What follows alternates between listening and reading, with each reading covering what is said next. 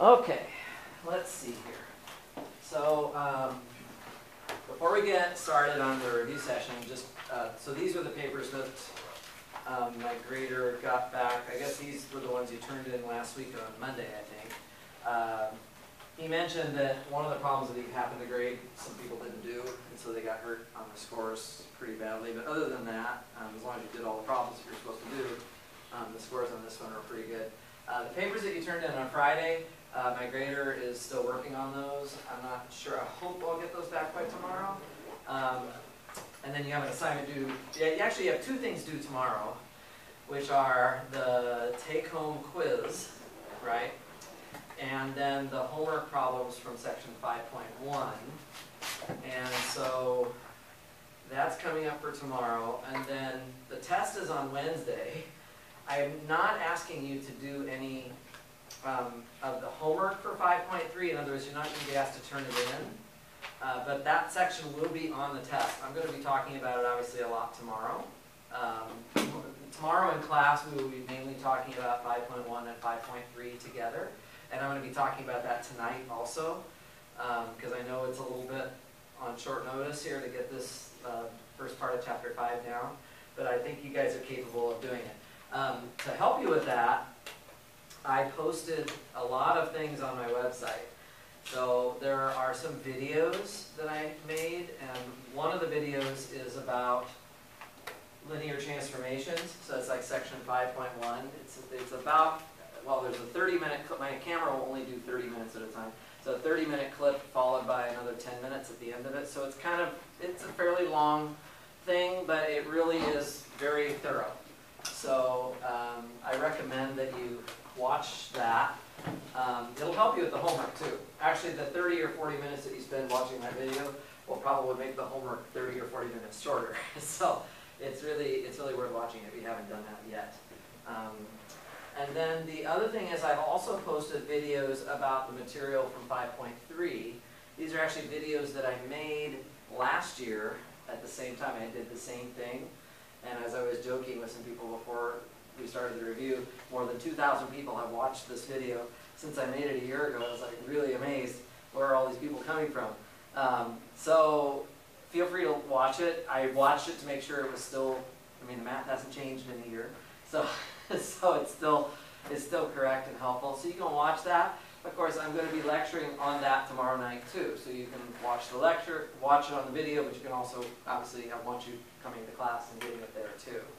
So, so when it's all said and done, there won't be anything due on Wednesday. So after tomorrow night, the only thing left to do is just study for the test. Everything that you're turning in will be turned in by tomorrow. I will have all of the solutions to everything posted by tomorrow night. Almost everything is up there right now, actually, except for the quiz and the homework that you're working on for tomorrow. But I'll put that up by tomorrow night. So everything will be posted, solutions to everything will be up, and you'll be good to go. All right? Are there any questions about any of that? That's just kind of the logistics here. Yeah, Brandon? So are we not turning in 5.3 then? Correct. You're not even going to turn it in, but I have problems up there, and I've posted the answers to them. I think you should treat it. You know, I don't want you to take it less seriously than if you were turning it in. It's just I don't want to make you turn in another assignment when we're trying to get ready for the test. So just study. If you want to focus your studying on the problems that I assigned there, even though I'm not collecting them, that would be my advice. Okay. Make sense? I know I'm keeping you guys really busy. I apologize for it, but I really want to get, if we can get the 5.1 and 5.3 done, it'll be fantastic. Then we'll come back from spring break and we'll be ready to move into some new stuff. It'll be take a fresh stab at it at that point. So that'll be good. Right. So as far as the test goes, what is it going to cover? Well, it's going to cover Chapter 4. Pretty much right from the start of the chapter, and that means 4.1 through 4.12, except for 4.7. Okay, 4.7 we did not cover. Everything else we covered, and then So the sorts of things that you need to be comfortable with here would be vector spaces, obviously, subspaces, right? Checking if things are subspaces. What else do we have in chapter 4? Spanning sets. Spanning sets. Linear independence versus linear dependence, right? That's something you need to be able to do. What else do we have? The idea of basis and dimension of a vector space. Okay, basis and dimension. There's the concept of row space, column space, null space for a matrix, an m by n matrix. If I give you a matrix, you need to be able to calculate what these spaces are. You need to be able to find bases for them, the dimension of them, and so on. And then related to that is the dimensions have to do with the rank and the nullity. The rank plus the nullity, right? That's the rank nullity theorem. It's a very important theorem. That'll definitely be something you want to know. And then we have the inner product space stuff. Inner products. So this is where you have sort of the geometric concepts that we've associated with inner products. So you want to know those concepts. The Gram-Schmidt process, which you guys just finished doing for the last homework assignment that you turned in. A little bit messy, of course. By the way, on the Gram-Schmidt process, I will give you, as I did on the sample midterm from a year ago, I will give you those Gram-Schmidt formulas for the W1, W2, and W3. They're a little bit, you know, anybody can look them up, right? In real life, that's not something that a person needs to have memorized. And they're a little bit lengthy. So I'm going to put those on the front of the test, and so you don't have to memorize them. Really, the Gram-Schmidt process, I hope, I mean, a lot of people were expressing their disapproval of how messy it comes out, but conceptually, it's pretty simple. If you just think about the concept, you're just calculating inner products and norms and stuff like that. It's just that you often get square roots, you often get fractions. So it's not always the cleanest answers in the world, but it's pretty simple to come up with. So anyway, inner products are going to be on the test as well. So that's chapter 4. Yeah. Chapter 4, do we need to memorize all the axioms for vector spaces? Yeah, you should know the axioms A1 through A10. Yeah, I would like you to know those, especially the first two, which have to do with closure under addition and closure under scalar multiplication. You definitely want to know those. Okay. Other questions about anything up here? All along the way, you need to be, with respect to all of these concepts, thinking about the examples that we typically use. So you should know about how to work with polynomials, because we do that a lot. You should know how to work with sets of matrices, because we do that a lot, right? Traditional vectors in Rn, we spend a lot of time working with them as well. So I've been trying throughout this chapter to, every time we go to examples, to try to give you a variety. So one time I'll show you polynomials, the next time I'll show you matrices. It goes back and forth and bounces around, but all of these things you should be comfortable with. Like, you should know the standard vector spaces, you should know what their dimensions are, you should know how to create easy bases for each of those vector spaces. Should just be very, very natural, right? So just keep that in mind as you're playing with the examples, to keep going over them again and again. As with the first test, you know, this test will not be entirely computational. I will ask you something conceptual somewhere along the line.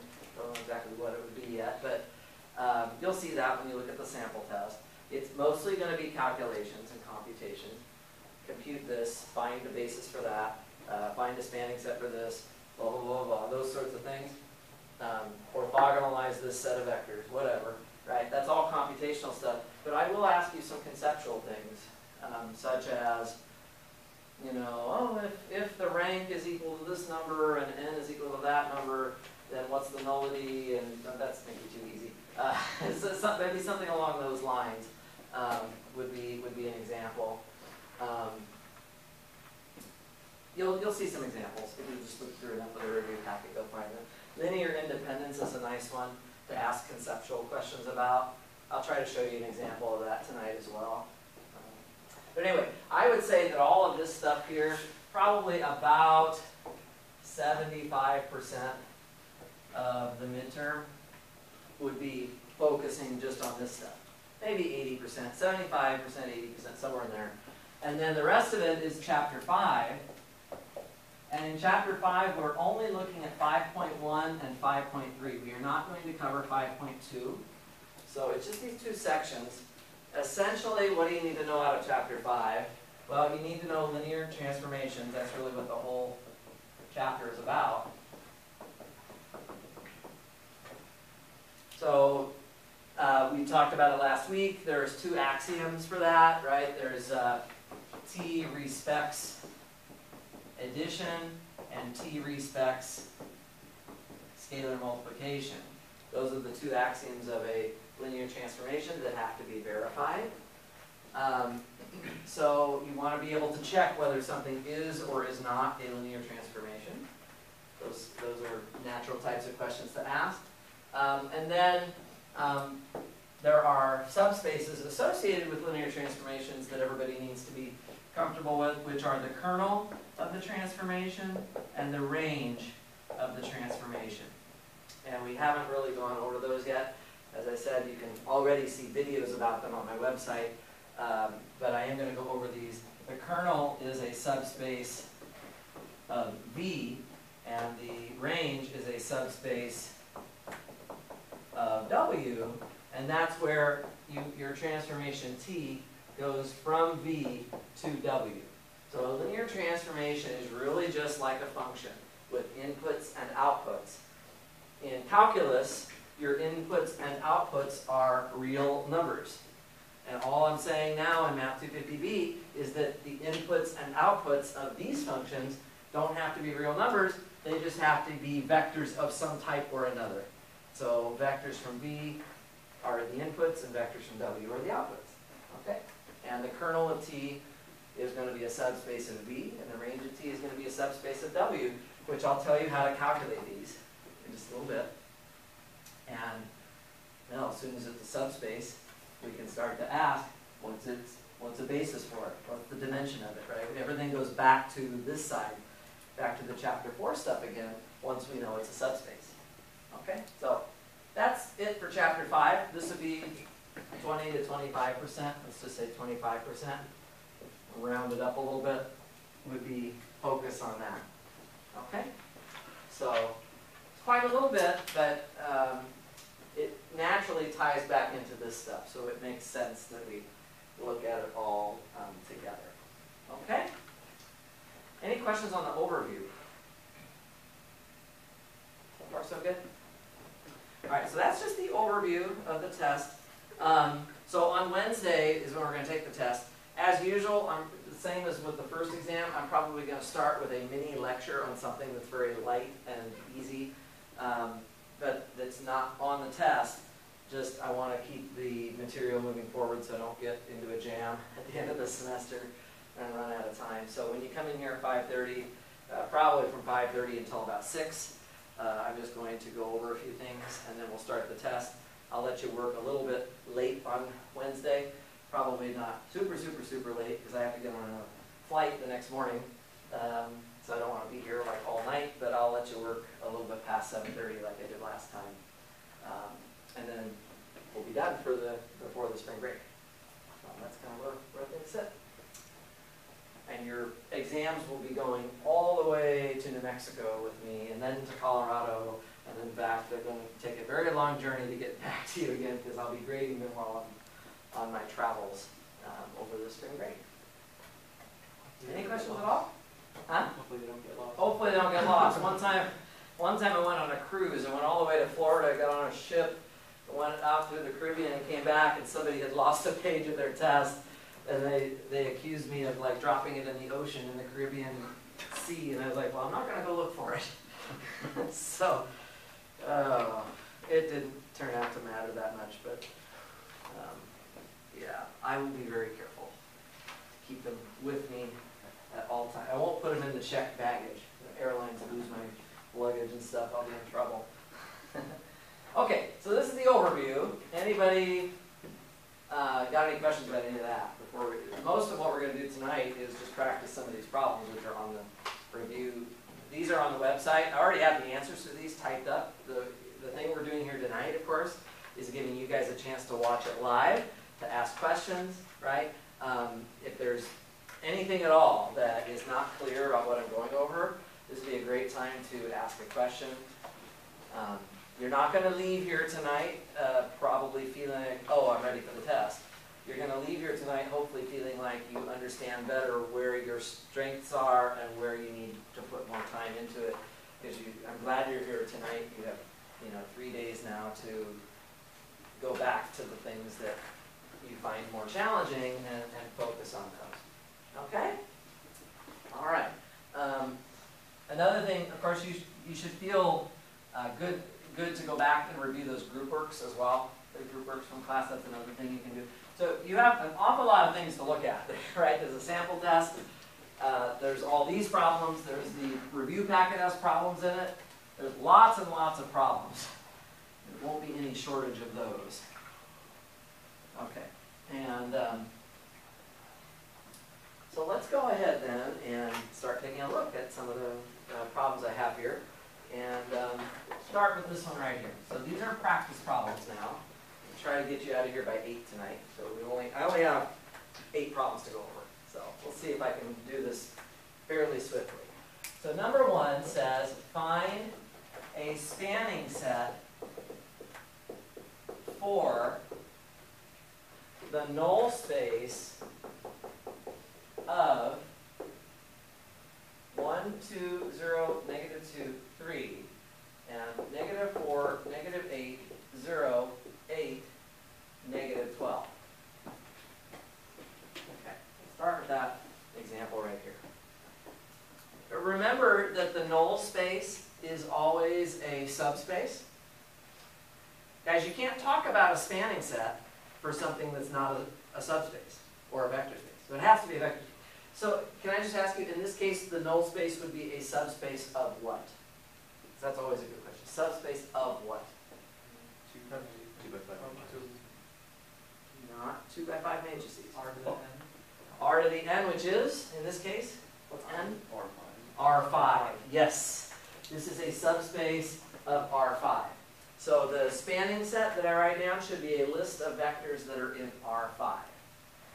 Remember that, guys. The null space of a matrix is a subspace of Rn. So if A is m by n, right? Remember, we have the null space, we have the row space, and we have the column space for that matrix. The null space is a subspace of Rn. And the row space is also a subspace of Rn. And the column space is a subspace of Rm. Right. So we got to get the m and the n clear in our minds here when we're doing these calculations. So this one is a 2 by 5 matrix, right? So this is just to help you keep everything straight. Okay. So for example, if I told you that I had this would be a theoretical question. Let's suppose I told you I had a matrix whose null space was the same as its column space. If I had a matrix whose null space was the same as its column space, what could you tell me about that matrix? Zero matrix. It's a square matrix. M and n have to be the same. Because if the null space consists of vectors with n slots, the column space consists of vectors with m slots. How could m slots and n slots be the same? Well, only if m and n are actually the same number, which means it would be a square matrix. So that's just a little, I'll write this up as just a quick fun fact before we get back to solving this question, right? So fun fact, if the null space of A equals the column space of A, then M equals N.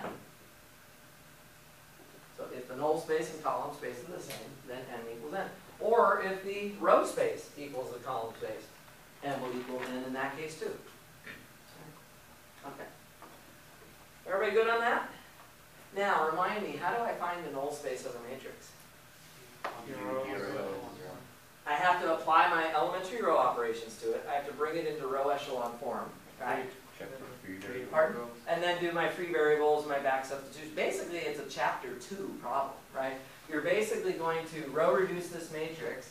So you're going to row reduce it, and actually, what do you notice about this matrix? It's multiple. It's multiple. Yeah, the second row can be wiped out immediately by multiplying through by -4 on the first row. So I'll write down the row operation. Guys, I'm going to be a little bit softer with you on this exam.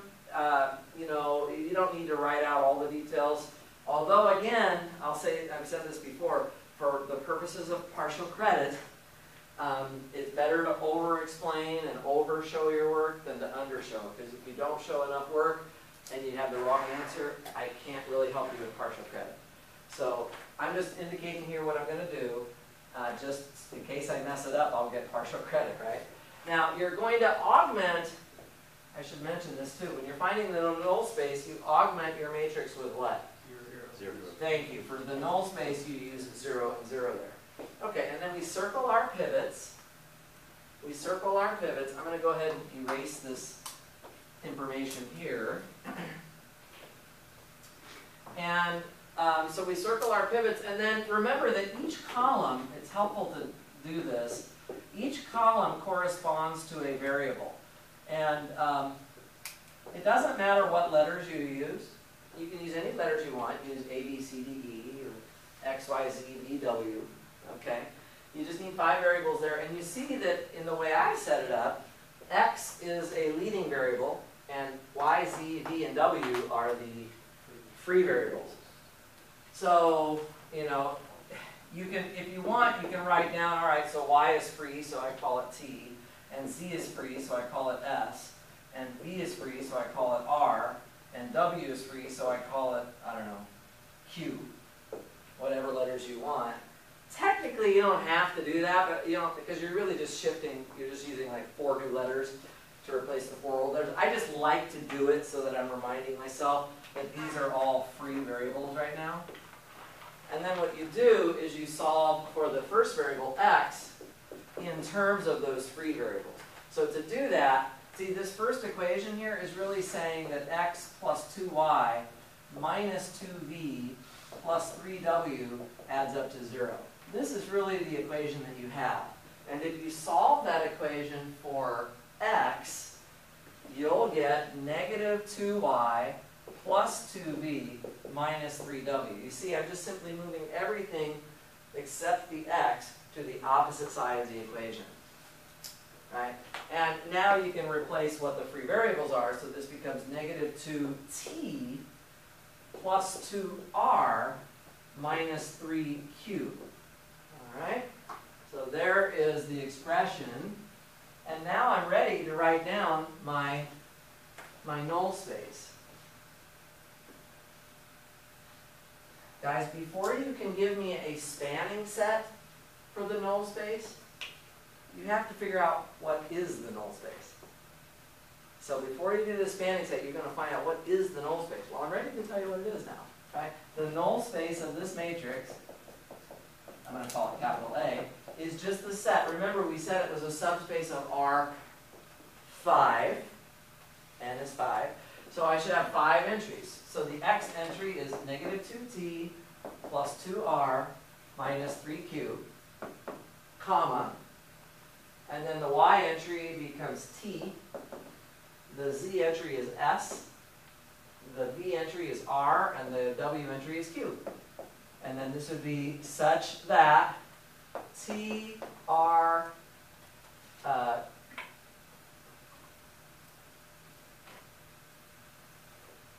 T, R, S, and Q, right? T, R, S, and Q. Those are my four values. Those are in the real numbers. That right there is what the null space is. That's what the null space actually is equal to.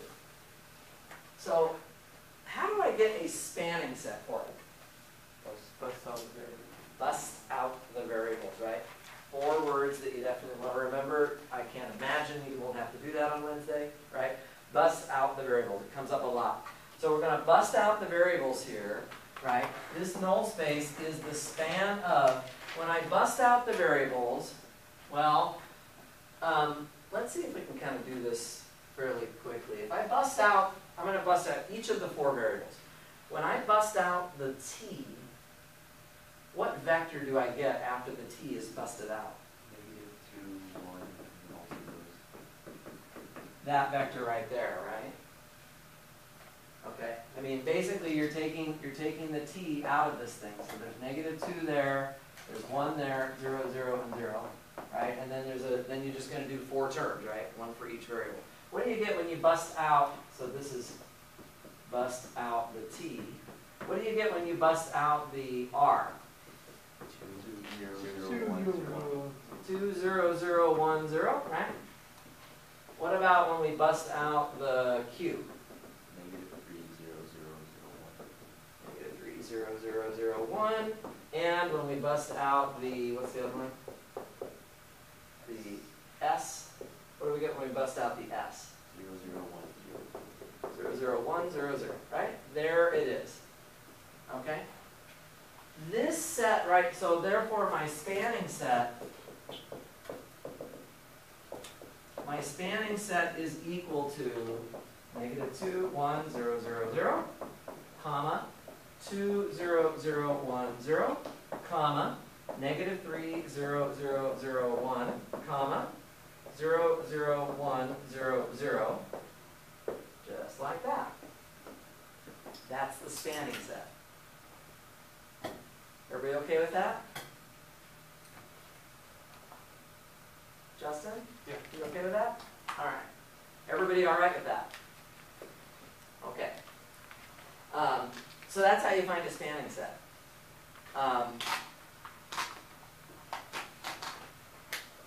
Now, I could have asked you also for a basis for the null space.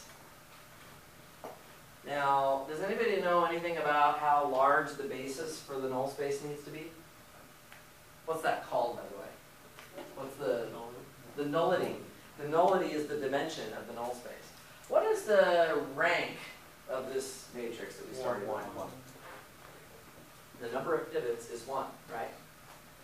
So remember, rank plus nullity adds up to the number of columns, in this case 5.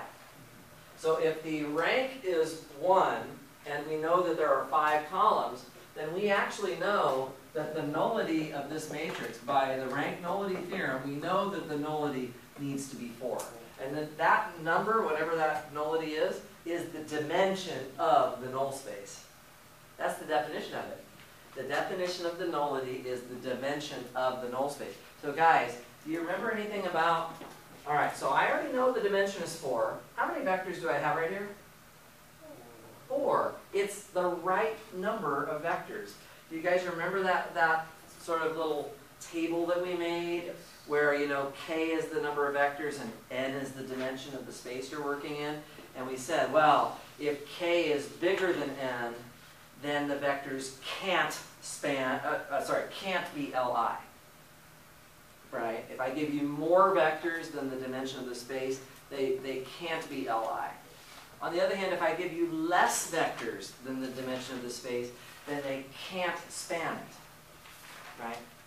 But if I give you the right number of vectors, if k equals n, in this case, k is 4, the dimension of my space is 4, then do you remember that your vectors, they either are both a spanning set and linearly independent, or they are neither?